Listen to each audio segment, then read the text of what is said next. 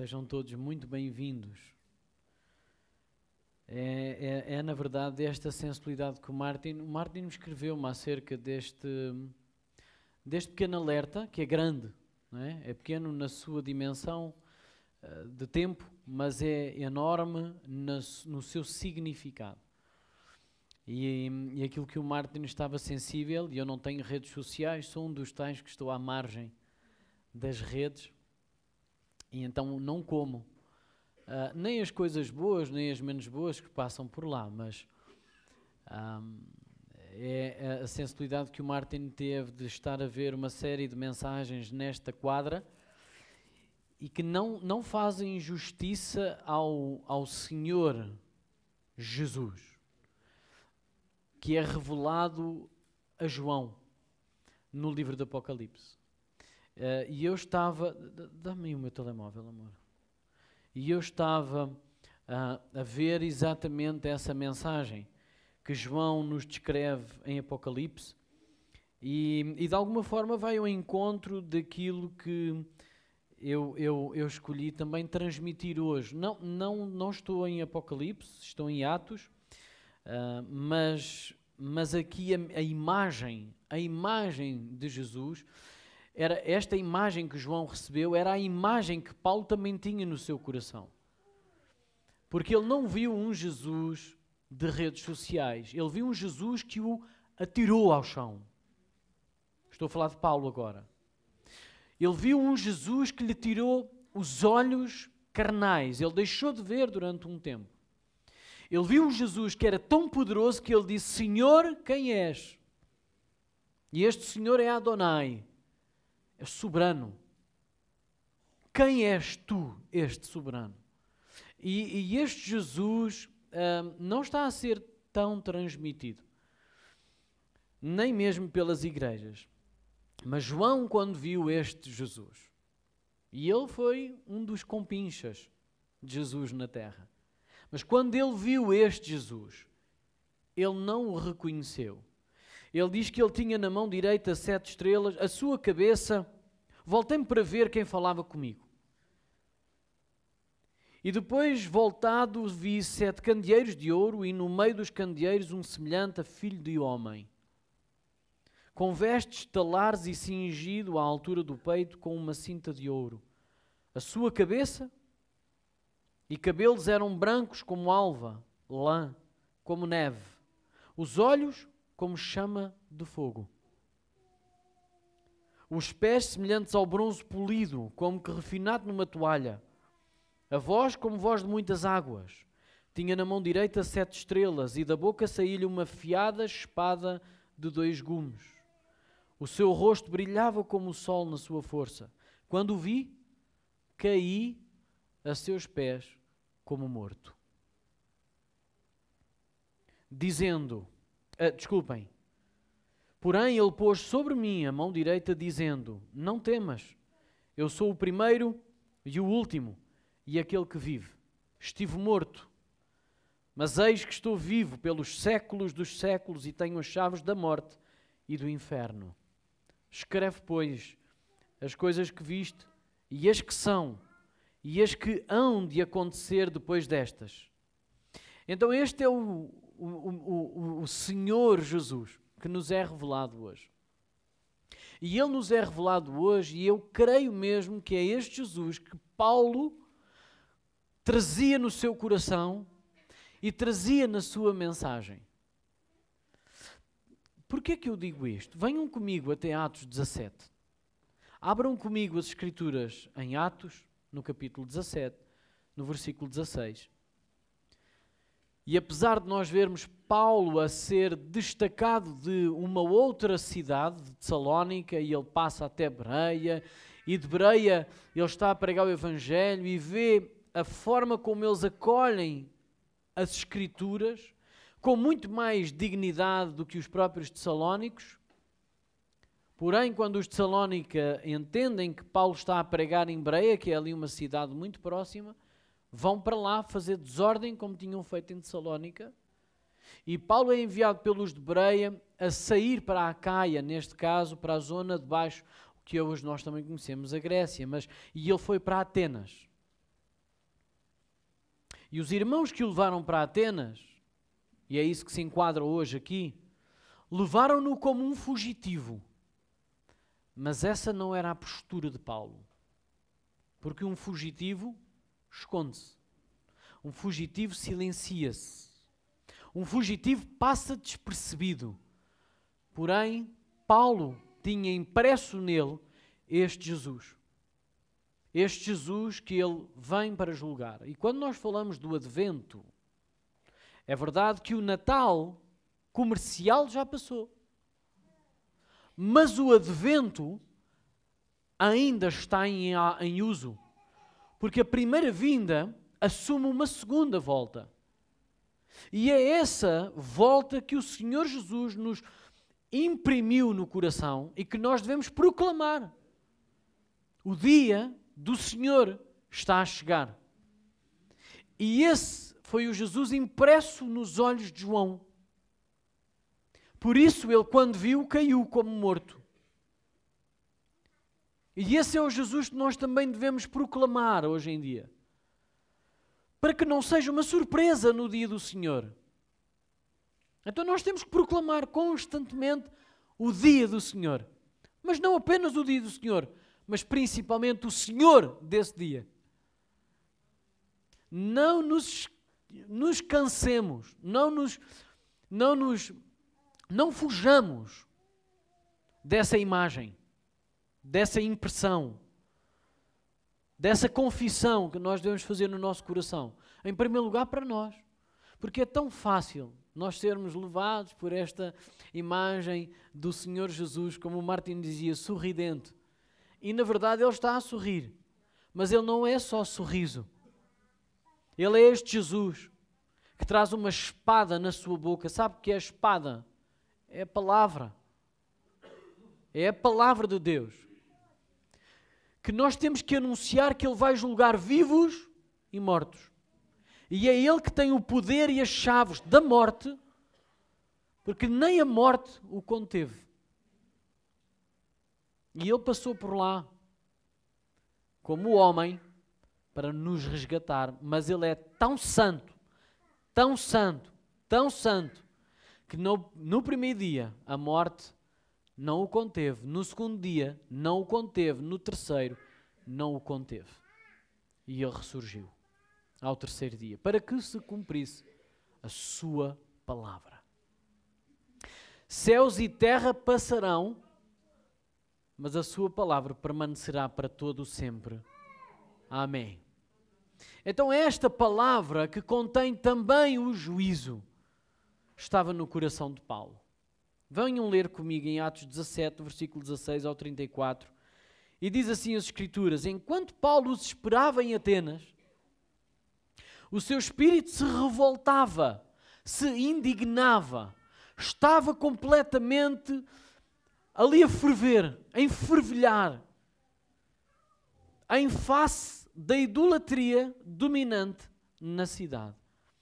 Por isso, dissertava na sinagoga entre os judeus e os gentios piedosos, também na praça, todos os dias, entre os que se encontravam ali. E alguns dos filósofos epicureus e estoicos contendiam com ele, havendo quem perguntasse: que quer dizer esse tagarela? E outros: parece pregador de estranhos deuses, pois pregava a Jesus e a ressurreição. Então, tomando-o consigo, levaram ao Areópago, dizendo: poderemos saber que nova doutrina é essa que ensinas? Posto que nos traz aos ouvidos coisas estranhas. Queremos saber o que vem a ser isso. Pois todos os de Atenas e os estrangeiros residentes de outra coisa não cuidavam, senão dizer ou ouvir as últimas novidades. Isto é as redes sociais do tempo. Atenas era a cidade, o lugar das redes sociais. Era o site mais visitado em todo o lugar para se saber as novidades do mundo.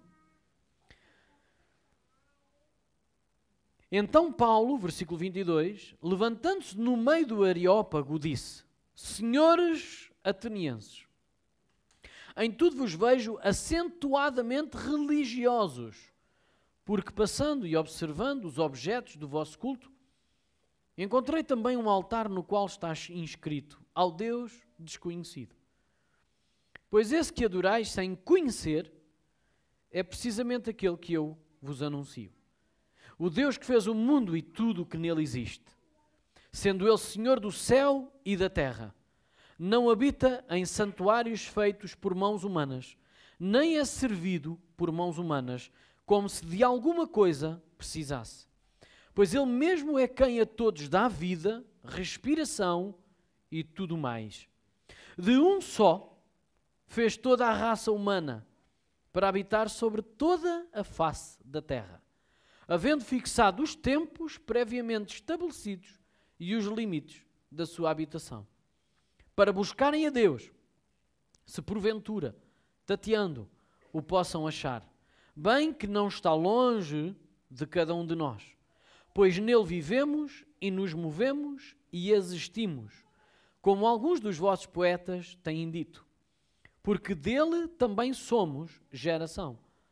Sendo, pois, geração de Deus, não devemos pensar que a divindade é semelhante ao ouro, à prata ou à pedra, trabalhados pela arte e imaginação do homem. Ora, não levou Deus em conta os tempos da ignorância. Agora, porém, notifica aos homens que todos, em toda a parte, se arrependam. Porquanto estabeleceu um dia em que há de julgar o mundo com justiça, por meio de um varão que destinou e acreditou diante de todos, ressuscitando-o dentre os mortos. Quando ouviram falar da ressurreição de mortos, uns escarneceram e outros disseram: a respeito disso te ouviremos noutra ocasião. A essa altura Paulo se retirou do meio deles. Houve, porém, alguns homens que se agregaram a ele e creram. Entre eles estava Dionísio e o Areopagita, uma mulher chamada Dámaris, e com eles outros mais.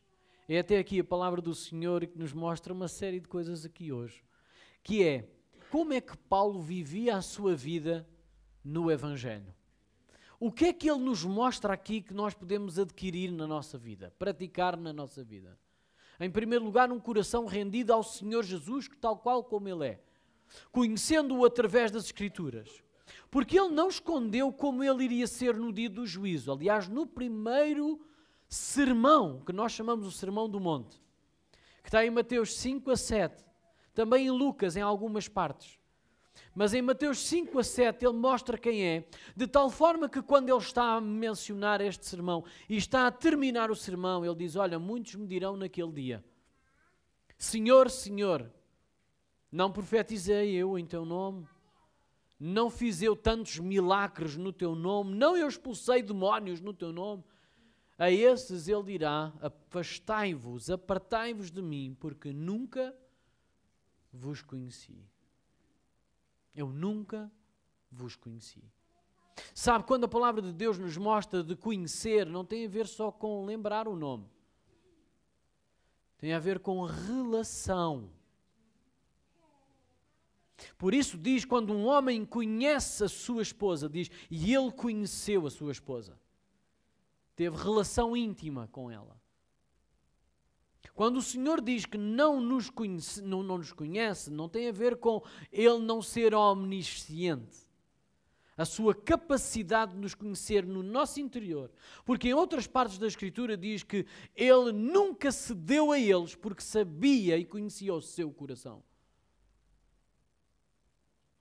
No Evangelho de João nós vemos isso algumas vezes. A malta a agregar-se a Jesus, multidões a agregarem-se a Jesus, a ouvirem o que ele dizia e a clamarem pelo seu nome, a fazerem dele rei, mas sem o conhecerem verdadeiramente. E ele diz que nunca se dava a eles, porque ele conhecia o seu íntimo do coração. Então quando Jesus diz, apartai-vos de mim, vós que praticais a iniquidade, eu nunca vos conheci, não tem a ver com a omnisciência de Deus estar toldada, abafada, apagada naquele momento, mas tem a ver com a inexistência de uma relação fiável, saudável, em que os parâmetros são definidos pelo próprio Deus de como nós nos relacionamos com Ele, que estão impressos na sua lei dos 10 mandamentos e que nesta nova aliança estão impressas no coração do crente. Nunca leu isso nas Escrituras? Virão dias em que eu porei a minha lei nos seus corações e eles já não precisarão de mais que um irmão ensine ao outro, porque eu vou ensiná-los diretamente. Sabe o que é que isto quer dizer? O Espírito do Senhor, o grande eu sou, mora em nós, em cada um de nós, para se revelar em nós, para revelar o Filho em nós. Não é qualquer coisa. Por isso, quando nós andarmos num shopping, num centro comercial, não ande cabisbaixo. Ande atento e alerta àquilo que está a acontecer à sua frente. E saiba quem você é. Era assim que Paulo estava. Ouça, ele não era um fugitivo. Ele era um filho do rei. Ele era um filho do Deus Altíssimo, com uma missão perfeita, de revelar quem era o Filho de Deus. De revelar quem era o próprio Deus. E nessa missão ele ia conhecendo cada vez mais quem Deus era. Sabe como? Na medida em que Paulo falava pelo Espírito Santo.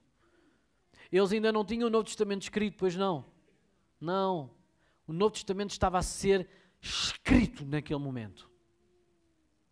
Através do Espírito Santo, pelos seus profetas. E Paulo é um dos seus maiores profetas no Novo Testamento e que nos deixou escritos mais de metade do Novo Testamento. Atos, porém, é Lucas que escreve, o companheiro de Paulo nestas missões.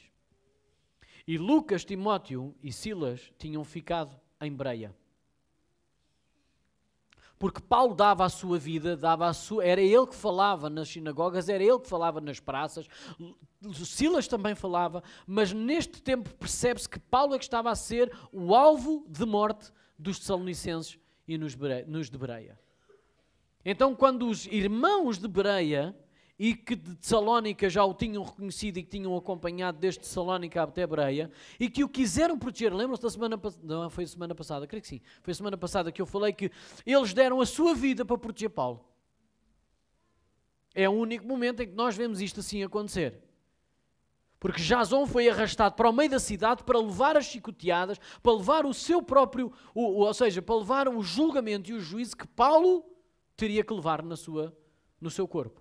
E Jason e alguns irmãos foram arrastados para a praça, não denunciaram onde estava Paulo, pagaram inclusivamente uma fiança para sair da prisão e assim que saíram foram diretamente aonde Paulo estava e levaram Paulo para fora de Tessalónica, para Bereia. E quando ele chegou a Bereia, eles tiveram que o tirar de Bereia e então levá-lo para outro lugar onde ele não era conhecido. Mas Paulo não tinha um espírito de fugitivo. Paulo tinha um espírito missionário, com uma missão perfeita do Deus Altíssimo, em que ele tinha impresso dentro do coração dele a quem é que ele servia.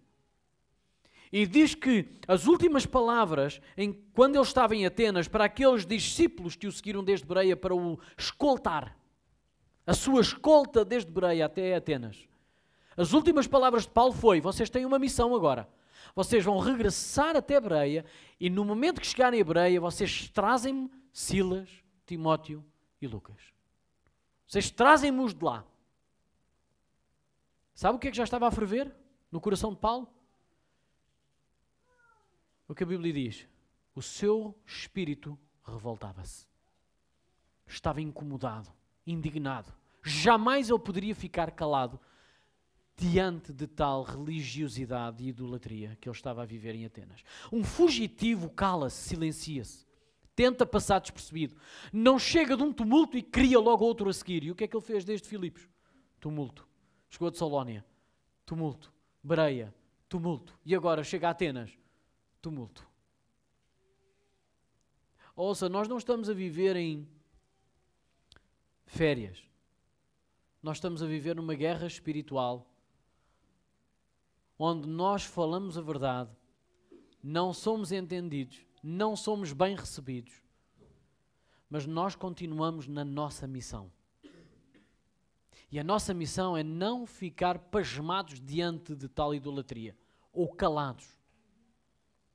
Então diz que Paulo viu alguma coisa. O que é que ele viu? Ele viu uma cidade, a cidade de Atenas, que era a capital da idolatria do mundo. Então em toda a cidade haviam centenas ou milhares de estátuas erguidas a deuses. Era uma cidade plenamente conhecida por turistas que se guiavam lá para fazer as suas preces, para fazer as suas promessas, para fazer o que fosse, mas até mesmo só para visionar, só para ver, só para se deleitarem com tal arquitetura que era quase milenar, mas era centenária. E Paulo viu aquilo não como um fugitivo, mas também não como um turista. Paulo não chegou a Atenas como turista. Deixa-me lá ver aqui as coisas tão belas. Eles estão entregues todos à idolatria, mas eu quero ver mesmo como é que é o mosteiro da Batalha. Eu quero ver mesmo como é que é o mosteiro de Alcobaça. E olhar para aquilo e ver a quantidade de idolatria que está entregue naquela cidade.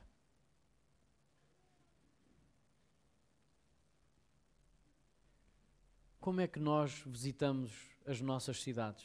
Como é que nós visitamos as nossas aldeias? Eu ontem estava em Alcobaça e estava a pensar na pregação de hoje. Eu não disse nada à malta que estava comigo. Mas eu a pensar, a quantidade de gente que visita o mosteiro de Alcobaça e não pensa uma única vez em Jesus Cristo.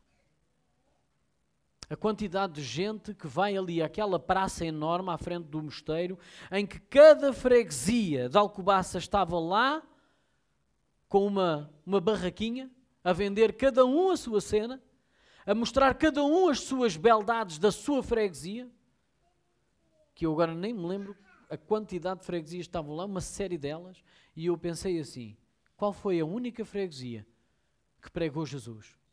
0. Vi apenas uma igreja lá, a Igreja Batista de Alcobaça.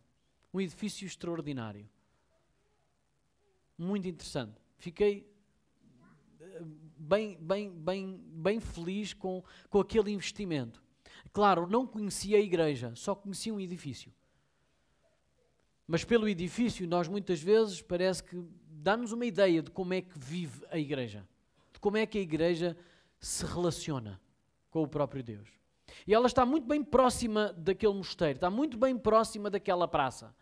Mas eu pergunto-me como é que eles viveram este tempo em que se devia anunciar Jesus Cristo. Não apenas o primeiro advento, mas o primeiro e o segundo advento, que é Ele voltará.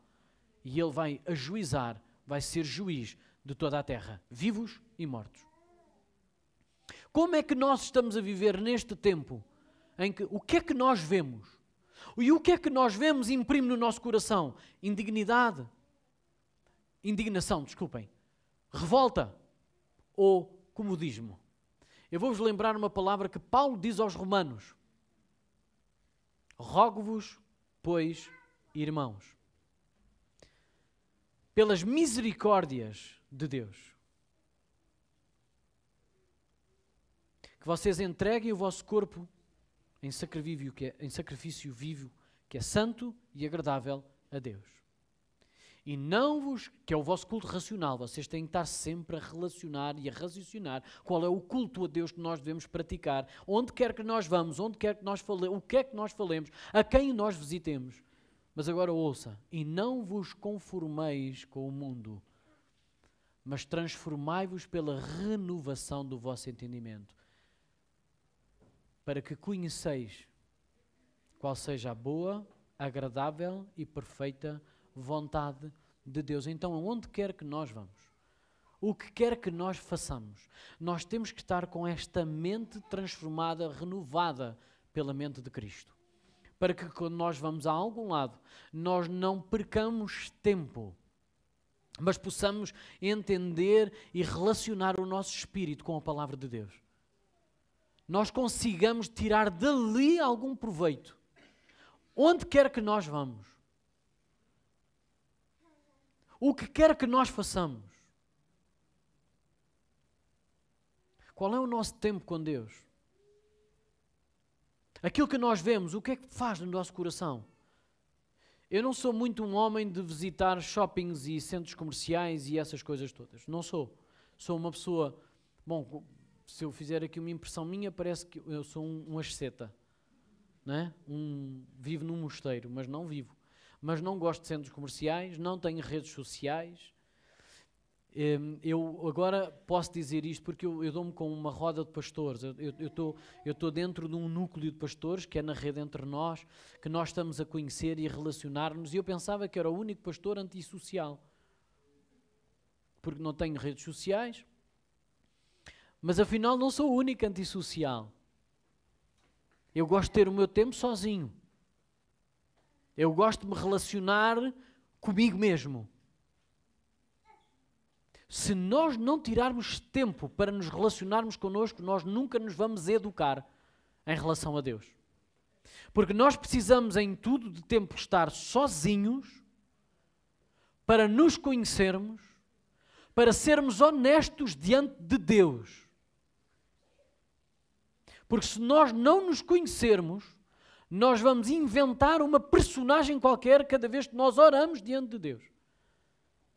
E nunca vamos conhecer quem nós somos, na verdade. É necessário estarmos sozinhos diante de Deus. Sermos honestos de como nós somos. O que é que nos incomoda?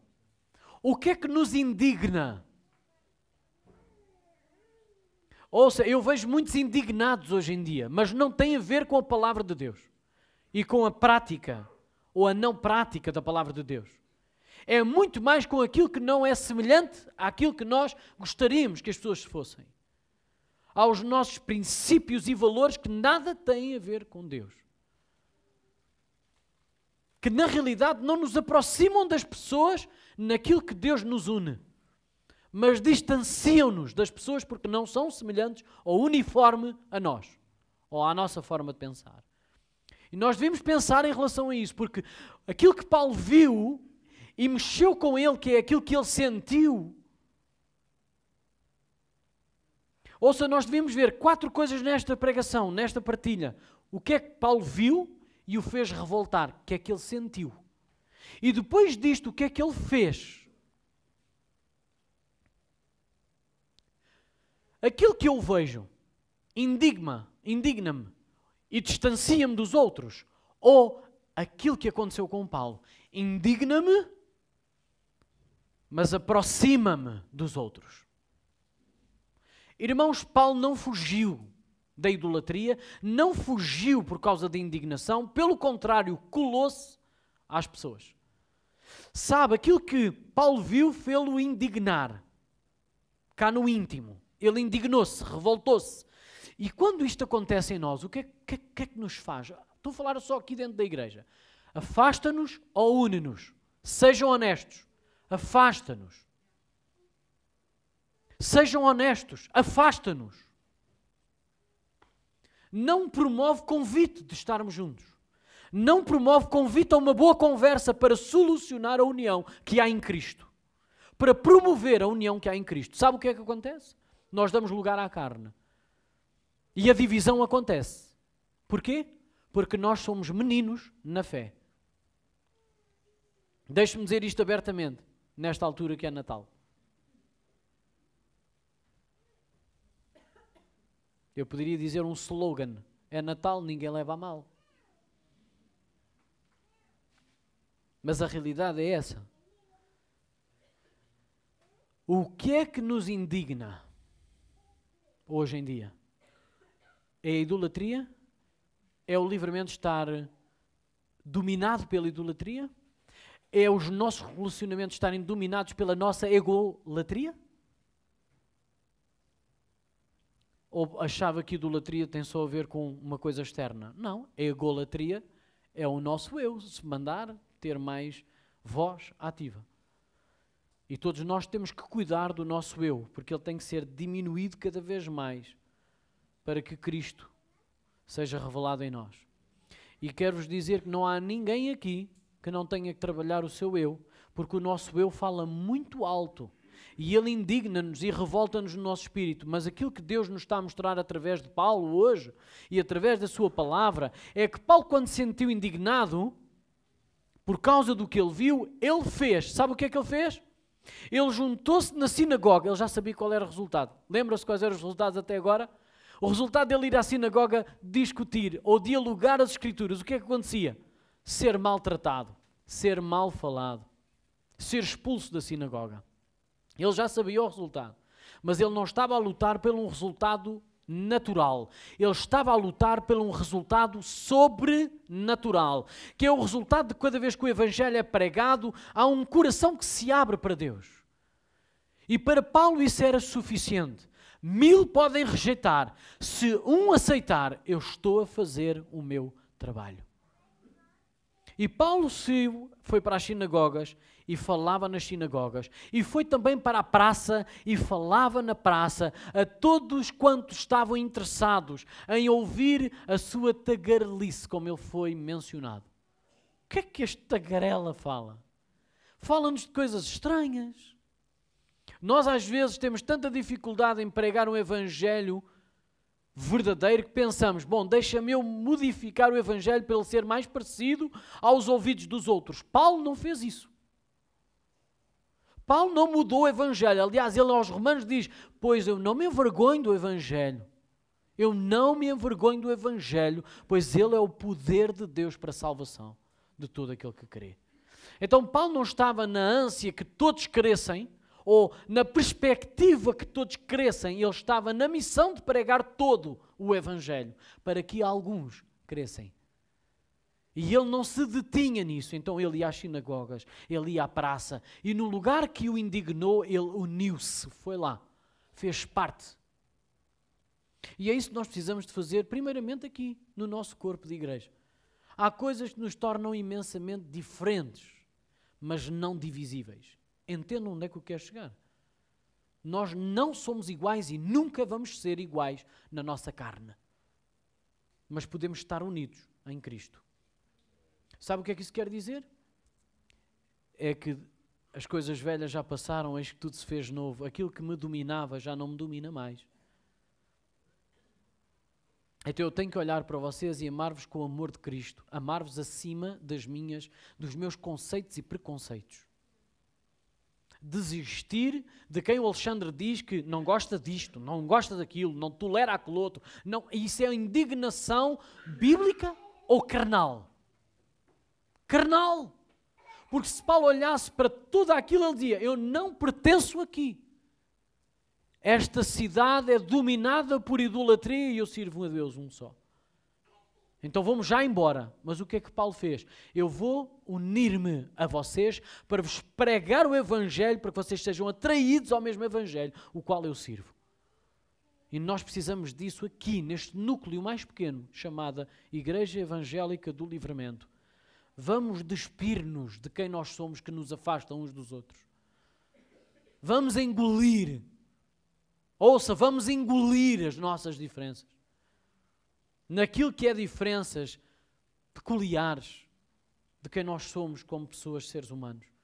Vamos dar lugar à primazia do Evangelho que nos faz um em Cristo Jesus. Nós nunca vamos ter o mesmo falar, nem o mesmo pensar, nem o mesmo sentir. Nunca. A não ser na glorificação dos nossos corpos. Mas o nosso esforço não deve ficar parado por causa da indignação e da revolta, da egolatria que existe entre nós. Se nós não tivermos esta consciência, nós não vamos trabalhar nos... Irmãos, querem um segredo que eu tenho descoberto ao longo do tempo e que ainda não consegui vivê-lo na prática a 100% e acho que nunca vou conseguir? Eu não vou conseguir mudar ninguém além de mim. E na medida em que eu me esforço para mudar os outros, é tempo perdido de mudar a única pessoa que Deus me disse para eu mudar, que sou eu. Nós nunca vamos mudar ninguém além de nós. Não se esforce numa coisa que não lhe compete. É Deus que convence e muda mediante a sua palavra. Esforce-se E tenha bom ânimo, a pregar a tempo e a fora de tempo. O único evangelho que é o poder de Deus para a salvação. E salvação engloba transformação pessoal. Esforce-se para que as pessoas estejam cada vez mais perto de si na medida em que você se aproxima de Deus. Era isso que Paulo tinha em mente.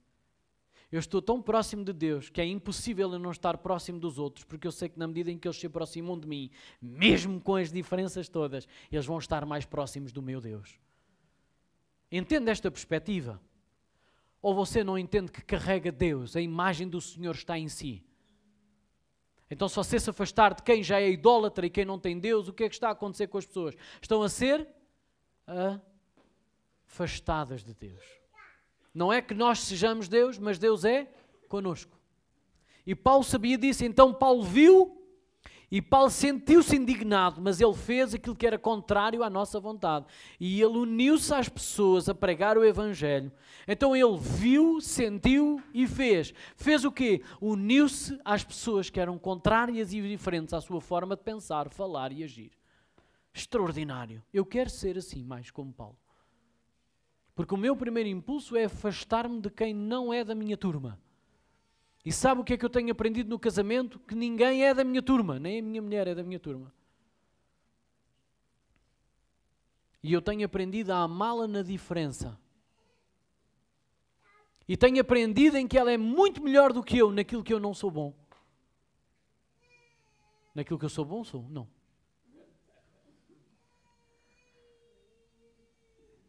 Nós temos que aprender isto, Samuel. Minha mulher está-se a rir é porque ela já inventou alguma coisa. Já está ali a dizer alguma coisa. Mas a realidade é esta, irmãos. Nós não vamos conseguir mudar ninguém além de nós. Esforçamo-nos em tudo para mudar quem nós somos. Para nos irmos despindo do velho homem, da velha natureza. E darmos um bem-vindo à natureza de Cristo, que quer morar em nós e fazer reinado em nós. E isso estava na oração do Senhor Jesus, não só pelos seus discípulos, mas por nós hoje. Pai nosso, que estás nos céus, santificado seja o teu nome, não o nosso. O teu nome é que é santo. Venha o teu reino e seja feita a tua vontade. Onde é que entrou eu aqui? O eu, Alexandre? Nada. Nada. Tudo ele. Tudo ele. A única coisa que me liga a ele é o início da oração, que é o maior privilégio que nós temos. Pai nosso. Somos incluídos nesta família divina. Por graça divina, por desejo divino e por obra divina.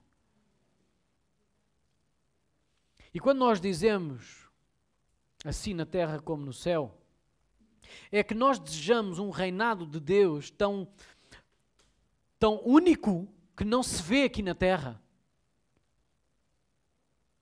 Não se vê aqui na terra. Por isso é que nós dizemos assim na terra como no céu. Não é no céu, na terra ou no céu como na terra. Que era assim que nós gostaríamos de mandar nas coisas. Assim no céu como na terra. Nós queremos imprimir o teu reino na terra, como tu já és rei no céu. E na primeira frase que nós adquirimos para nós mesmos, ouça, nós dizemos: o pão nosso de cada dia dá-nos hoje. Isto é a pior coisa que nós podemos pedir para nós. Quer saber porquê? Porque isto diminui-nos ou limita-nos a estar satisfeitos com aquilo que o Senhor tem para nós hoje, sem querermos desejar aquilo que é para amanhã. E isto é a pior coisa que nos poderiam ter feito, é fazer esta oração.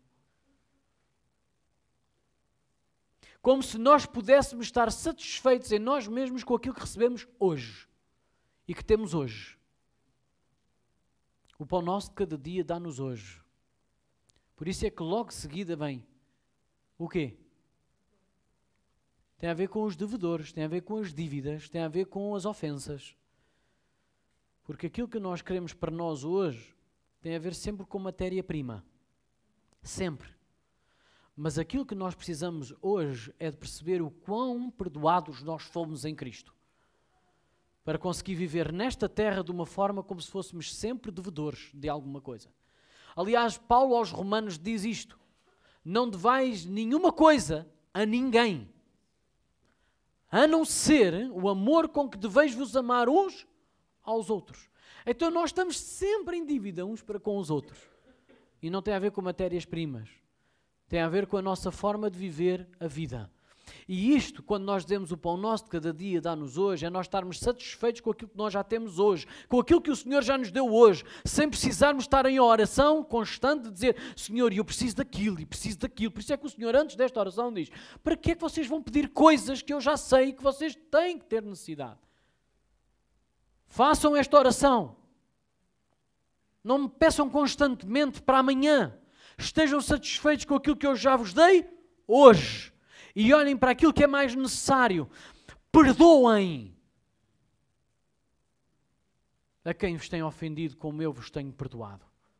Perdoem em quem vos deve como eu já perdoei a vossa dívida impagável. E o que é que vem logo de seguida? Não me deixes cair em tentação. Qual é a tentação? É de pedir aos outros aquilo que nós não estamos dispostos a dar. É pedir aos outros aquilo que nós não estamos dispostos a dar. Porque é tão fácil nós pedirmos que alguém nos perdoe e é tão difícil nós perdoarmos alguém. Ainda mais no perdão de Deus, que é quando nós não merecemos esse perdão. Ou, na vista contrária, quando a outra pessoa não merece de todo o nosso perdão. Deus diz-nos: perdoa, porque só assim tu vais mostrar o perdão que tu já recebeste em mim. Paulo não foi pregar um Jesus apenas sorridente, ele foi pregar um Jesus soberano. Como é que ele começou? Este é o Senhor dos céus e da terra, ele é o soberano. Não há ninguém que o tenha feito, aliás, ele é que fez tudo. Tudo o que nós vemos e nós não vemos, todas as soberanias e potestades, aí está Deus a fazer as coisas. Ninguém foi o seu conselheiro. Ninguém. Então ele retira de todos os outros deuses a possibilidade de se orgulharem diante do Deus Altíssimo. E ele diz: este é o soberano, aquele que vocês não conhecem. Conhecem todos os outros e não conhecem este. E é ele mesmo que deve ser conhecido, porque ele é o Deus soberano sobre toda a terra, sobre todo ser vivente e mais. Que era aquilo que os epicureus e os estoicos lutavam entre si. Era a felicidade interna, interior, e a agradável vida que se podia viver aqui, mas de polos diferentes, em que um dizia: bom, Deus não existe, ou a ressurreição não existe. Então temos que viver tudo aqui, temos que ter o prazer todo nesta vida. E o que é que eles dizem? Bom, Deus sim fez isto, mas está distante. E o que é que Paulo pregou? Sim, ele fez isto porque ele é distante de nós na sua essência, mas ele está em nós. Então ele tanto é na transcendência como na envolvência pessoal e íntima. Ele fez todas as coisas, ele merece todo o louvor, toda a honra, toda a glória. Sim, ele na essência é muito distante de nós, mas ele na envolvência, ele está em nós. Nele nos movemos, nele respiramos, nele sentimos, nele falamos, nele vivemos. Ponto. E isto não foi apenas dito por Paulo, foi dito por vários poetas de 300 e 400 anos antes de Cristo. Poetas atenienses. Por filósofos. Paulo não sabia apenas como pregar àquelas pessoas o Evangelho. Ele era conhecedor daquilo que as pessoas acreditavam. Ele falou, ele disse uma transcrição de dois poetas deles, um de 400 anos antes de Cristo e outro 300 anos antes de Cristo.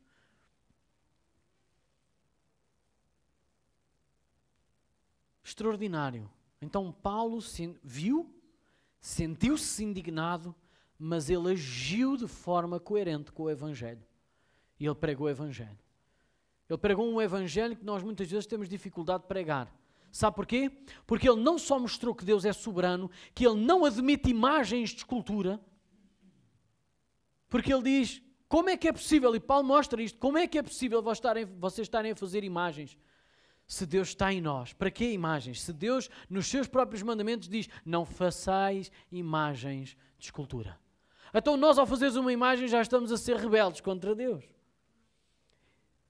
Não só adorá-la, mesmo em fazê-la, já estamos a fazer uma rebelião contra Deus, a revoltar-nos contra Deus, a minimizar a palavra de Deus. E Paulo conseguiu com mestria pregar a religiosos. Se nós pudéssemos entender as Escrituras hoje, dentro desta pregação, dizíamos mesmo a mestria de pregar a religiosos. De conseguir ir lá à vida onde eles estão e conseguir retirá-los de onde eles estão para o Evangelho. Que nós muitas vezes não fazemos isso, nós não queremos ir lá, mas mandamos bolas ardentes de Evangelho lá para o meio deles. Granadas de Evangelho, para vê-los a explodir. Aquilo que o Senhor, o nosso Mestre nos ensinou é estar entre eles, para pregar o Evangelho a eles. O Evangelho nu e cru precisa de amor, irmãos. Porque o Evangelho é tão duro, que precisa de ser revestido de uma amabilidade sobrenatural. Porque senão parece só juízo. E o juízo veio em amor. Porque Jesus é a nossa justiça. Deus amou o mundo de tal maneira que enviou o seu Filho.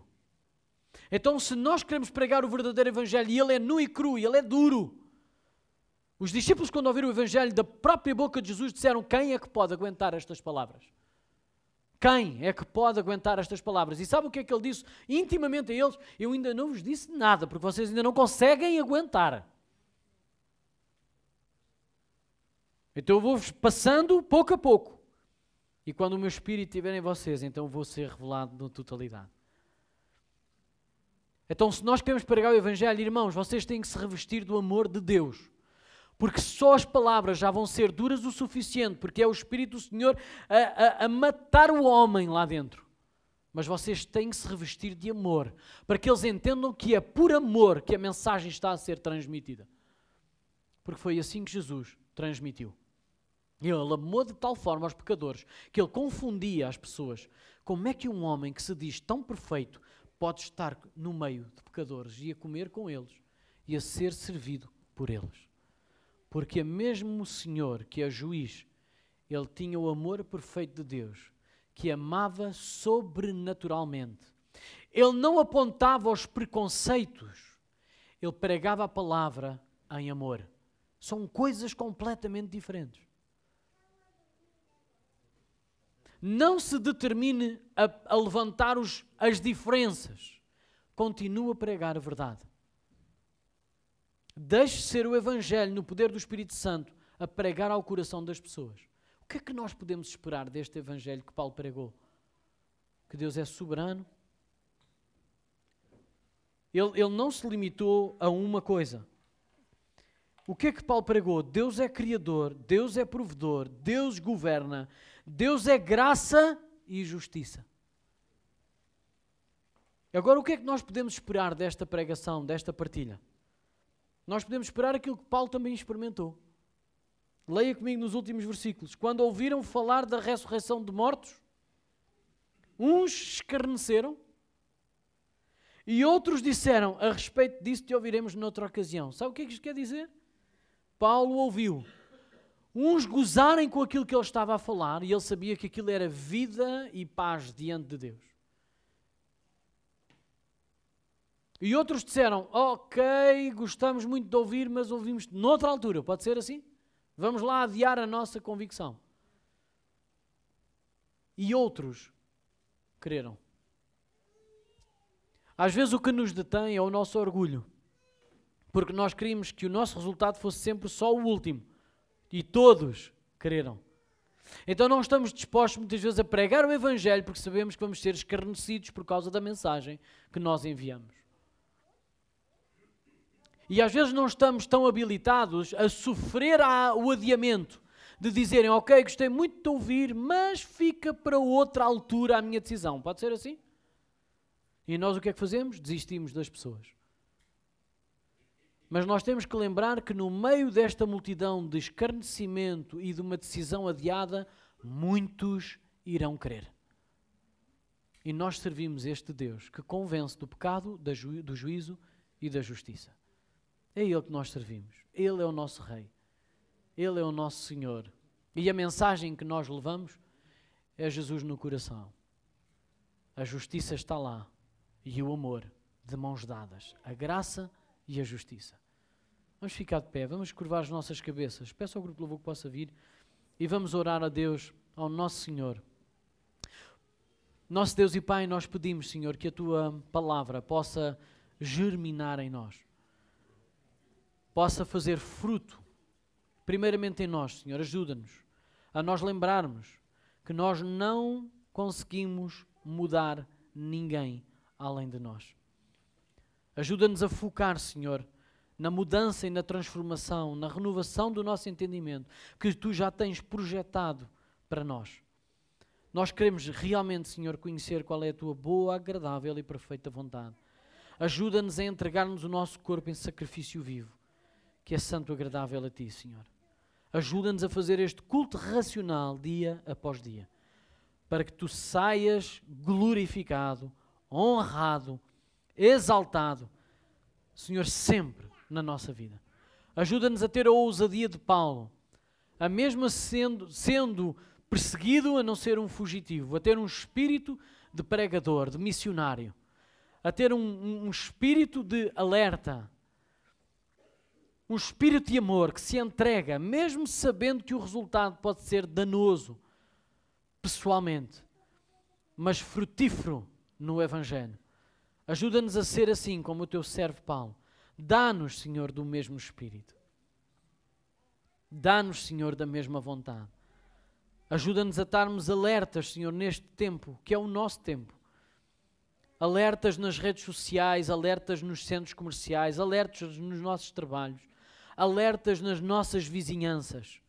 Ajuda-nos a não estarmos conformados com aquilo que domina as mentes e os corações do nosso próximo. Ajuda-nos a termos a sensibilidade e a arder no nosso coração, Senhor, esta urgência da Tua palavra pregada aos corações e às mentes do nosso próximo. A quem Tu nos tens enviado, a quem tens feito nossa missão. Ajuda-nos a lembrar os nossos próximos, Senhor, os nossos familiares que ainda não entregaram as suas vidas a Ti. Ajuda-nos a nós entendermos o que nos distancia e a perceber que esse é o Teu plano de destruição e não as pessoas, mas aquilo que nos distancia. Ajuda-nos a ter a ousadia, Senhor, de não fugir diante deste muro tão grande que são as nossas diferenças. E ora aqui pela Tua igreja local, aqui neste lugar, Senhor, das pessoas que estão aqui presentes e daquelas que não estão, mas que fazem parte deste corpo local. Ajuda-nos, Senhor, a destruir pela Tua palavra as nossas barreiras. Ajuda-nos a construir cada vez mais pontes entre uns e outros naquilo que nos une, que és Tu, ó Senhor. Ajuda-nos a estar bem permeáveis à Tua palavra e ao Teu Espírito. Porque é nisto que nós queremos, Senhor. Que o Teu Evangelho nos vem transformar, dia após dia. Faz de nós novas criaturas a cada dia, Senhor. Eis que tudo se fez novo. As coisas velhas e antigas já passaram. Somos novas criaturas nas Tuas mãos, Senhor. Faz-nos. Agrada-te e alegra-te em nós. No nome de Jesus. Amém e amém. Vamos ainda louvar a Deus com a nossa oferta e com um tempo de louvor e adoração.